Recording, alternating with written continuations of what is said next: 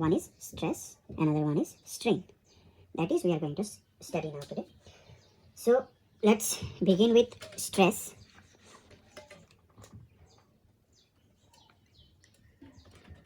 So what is stress? If we say what is stress, it is generally, or a common textbook definition is force per unit area. Okay, it is a common textbook definition. But let me ask you a question. Is it the external force or something else? The force that we are talking about, is it external force or something else? Okay, for that, imagine you pull a rubber band. Okay, let's say this is a rubber band. You are pulling. Okay, you are pulling a rubber band. Let's say, let's not make it complex, let's make it simple. Let's say this is a rubber band, we are pulling it. Okay, you are applying an external force, so that this force are external force, but the rubber band doesn't want to break. Obviously the rubber band doesn't want to break. It wants to hold itself together. It means the rubber band have its own internal resisting force, which is resisting it, or which is resisting itself to split out or to break out, right? So it want to hold itself together. To do that, the molecules inside the material means this elastic band. The molecules inside these elastic bands are pushes back against the pull. Okay, they are pushing each other back against the pull. Okay, these are the internal resisting force. Okay, this internal resisting force or this internal resistance is what we call is stress. I think this is clear. What is stress? Right?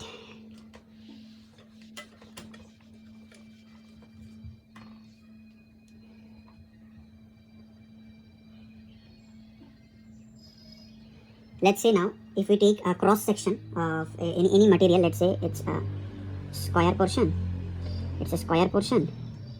This is the full material, and we are pulling, giving external force. Let's say P. Okay, this is the cross section area. In between, anywhere. Okay, the distance is anywhere, the cross sectional area. So the internal body generates a equal and opposite resisting force. This internal body means everywhere it is generating a equal force. The force we are applying externally, the equal force is generating to resist. Okay, so the internal force is resisting. Okay, this is the internal force. Okay, mathematically we express stress using the Greek letter, which is sigma. Mathematically we use it as a sigma. Okay, this is stress.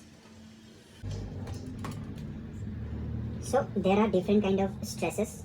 Okay, let's say this is the one material. You are pulling it, means outward. Pull is outward. So this is tensile stress. Okay, another one, rather pulling it, if we crush it. Okay, now it is inward, means it is crushing. What it is? Crushing. So if the crushing occurs, this pull is called, or this stress, when because of the crushing, the stress generates. The stress is called compressive stress, right? This is called compressive stress. Now another one term is there, which is shear stress. To understand the shear stress, you have to focus clearly. Let's see, this is one material. Okay, the pull is coming from that side, Okay, so there will be one breaking line, okay, between this and this. So one material I have divided into two parts so that I can make you understand clearly what will happen then, how this material will behave. Let me show you. The material will behave like,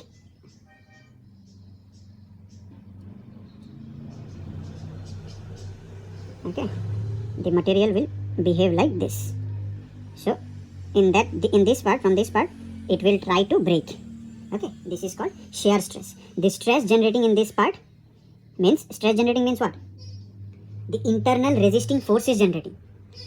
In this part is called shear stress. What it is called? Shear. S-H-E-A-R. Shear stress. Right? So, you have understood what is stress now. What is actually stress is. What is stress? It is internal resisting force by area.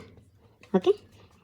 If someone asks you from now that what is stress, you can't only say the force per unit area, it will be internal resisting force per unit area.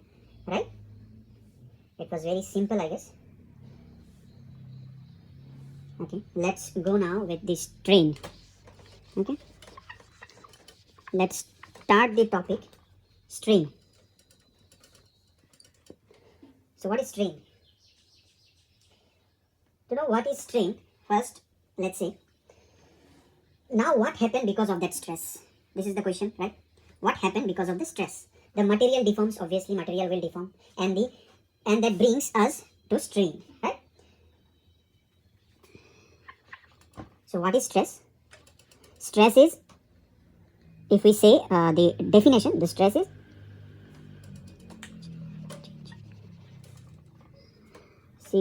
change in length by original length, right?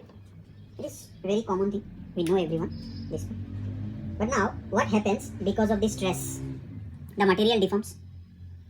Okay, because of the stress, what material deforms or material changes its shape, right, and bring us strain. It means you can say the resultant of the stress is strain, right? So if we say, while stress is hidden inside the material, means stress that we can't see, it is hidden inside the material only, but the strain is visible. It is a change, visibly change, right? It is simply the ratio of change in length or change in any dimension to the original length or any dimension. Okay. So I can give you a very easy or a very tricky question. Not easy, it's a classic tricky question.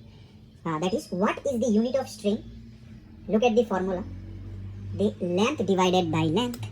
Look at the formula. Change in length. Let's say the unit is given in mm. Original length is mm because both are length. So the unit will be no unit. There is no unit in strain. Right? What about stress? Do we have any formula for stress? Let's figure it out. So what was stress? Stress was force by area. The overall was force by area only. What is the formula? Oh, sorry, what is the unit of force? What is the unit of force? Let's say Newton or kilonewton, whatever it is. Let's say Newton only. Okay? And what is the formula of area? Area is mm square, say. So the unit of the stress is Newton per mm square. So we have a formula of stress which is Newton per mm square. But the strain, in the case of strain, we do not have any formula. Right? First, what we have? First, we had a formula. Stress is directly proportional to strain. Okay? It is what Hooks says, Robert Hooke says. This is the law of Robert Hooke. So stress is directly proportional to strain. To remove this proportional sign, this is proportional sign. To remove this proportional sign, what we have to do? We have to introduce a constant which is E. E is what? Young's modulus. Okay? We have to introduce this. Now, the catch is where we have to introduce this. As I have told, we have to introduce, in place of this proportional sign, now we will use equal sign. Then, as it is strain, now this E, means the constant, the Young's modulus of elasticity will come in, or come with the multiplication factor of strain. So, the final formula that what we have got is stress equals to strain into constant, that is Young's modulus. This is the formula that you have to remember in every case. Right? There are many numericals from this subject which contains this formula basically. This is very important formula. thank you. Till then, the next video will be on strength of material only.